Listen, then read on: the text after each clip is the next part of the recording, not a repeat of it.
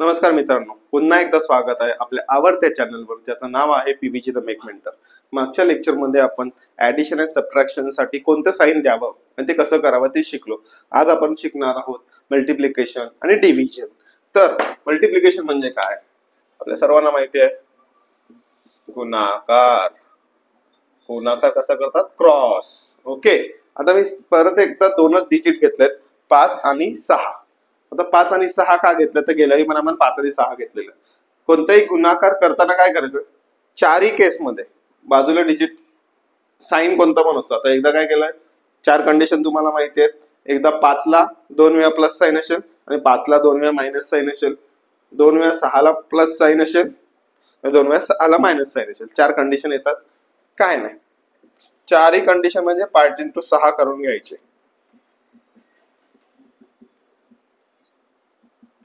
5 into 6 किती आहेत सर्वांना माहिती आहे? 30.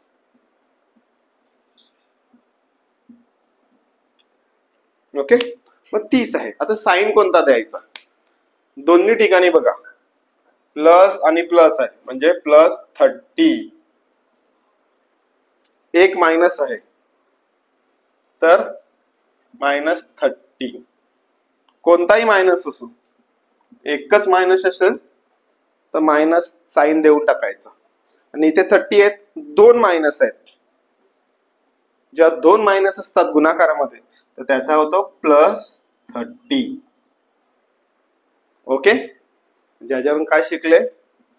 Minus into plus equal to minus, minus into minus equal to plus. परत एकदा लक्ष द्या, नियम काय? गुणाकार करायचा, जो आन्सर आहे तो लिहायचा आणि नंतर जर एक मायनस साइन असेल तर आन्सरला साइन येणार मायनस, दोन्ही मायनस साइन असतील तर प्लस. हा आहे तुमचा thumb rule. Okay, thumb rule नाही पण हा रूल लक्षात ठेवायचा आहे तुम्ही. गुणाकारात किंवा भागाकारात दोन्ही ठिकाणी सेम आहे. एक मायनस असेल तर दुसरा मायनस, दोन मायनस असतील, वन लिहायची गरज नाही, दोन मायनस असतील, मायनस म्हणजे काय साइन असतील डिजिटला तर फायनली येणार प्लस. ओके, लगेच तुम्हाला मी भागाकार सांगतो किंवा तुम्हाला आधी परत एकदा सांगतो काय केलं मी. परत बघा, दरवी चार कंडिशन काय येतात की दोन डिजिट आहेत, दोन डिजिट इंटू दोन साइन इज इक्वल टू 4 असं बनते ते कॉम्बिनेशन. की दोन वेळा मी प्लस साइन 5 ला दिलं आणि सॉरी 2 वेळा प्लस साइन दिलं आणि 2 वेळा मायनस साइन दिलं. सिमिलर वे 2 वेळा मायनस साइन 6 ला द्यायचं आणि 2 वेळा प्लस साइन 6 ला द्यायचंय. मध्ये काही सिम्बॉल असो. ओके, आता मध्ये काय आहे? मल्टिप्लिकेशन सिम्बॉल आहे. आधी काय केलं? अधिक आणि वजाबाकी केली, बरोबर आहे. मी काय सांगितलं? दोघांचा गुणाकार करून घ्यायचा. साइन देताना काय करायचं? एक साइन असेल मायनस तर मायनस द्यावी, दोन मायनस असतील तर प्लस द्यावं. ओके, आणि दोन्ही प्लस असतील तर असंही आपण प्लसच देतो. ओके, ते लोक विसरू नये तर ते विसरतील. दोन मायनस असताना आपण साइन दिली प्लस. सिमिलरली भागाकार घेतो लगेच. आता पहिले सांगितलं त्याप्रमाणे प्रथमतः गुणाकार असो किंवा भागाकार असो दोन्ही करून टाकायचे. 10/5 equal to 2, 10/5 equal to 2, 10/5 equal to 2 आणि 10/5 इक्वल टू 2. आता साइन कसं द्यावं? परत काय सांगितलं होतं? एक प्लस इंटू मायनस असेल तर आन्सर येणार मायनस, दोन मायनस असतील तर मायनस. हे झालेलं गुणाकारासाठी. ह्याच्यासाठी पण सेम, प्लस भागिले minus equal to minus, minus भागिले मायनस इक्वल टू प्लस. आता कुठे कुठे दोन सिम्बॉल सेम आहेत, +10 +5 म्हणून इकडे प्लस येणार.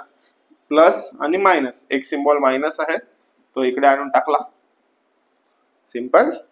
इकडचा हा मायनस आहे तो इथे आणून टाकला. इथे काय आहे? मायनस आणि मायनस म्हणतो ना प्लस. ओके, तर आपण काय शिकलोय? अधिक, वजाबाकी, गुणाकार आणि भागाकार या चारीसाठी साइन कसं द्यावं. जेव्हा दोन वेगवेगळे साइन असणार, म्हणजे प्लस प्लस असताना ते लहानपणापासून तुम्ही शिकले शाळेत, ते तुम्हाला येते. पण जेव्हा एक मायनस असेल किंवा दोन मायनस असतील तेव्हा आपण कन्फ्युज होतो.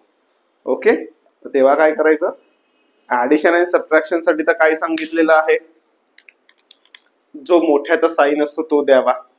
ओके, जेव्हा दोन्ही कॉमन असतील सिम्बॉल तेव्हा ऍडिशन करायची. ओके, मग त्याच्यासाठी मी तुम्हाला चार्ट किंवा एक सिंपल लिहून देतो, ते कसं करावं. आणि गुणाकाराने भागाकाराला ते इझी होतं.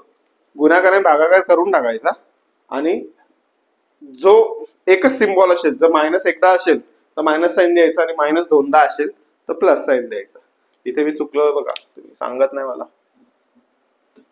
ओके, चला मग आपण आता इथे थांबूया. थँक्यू.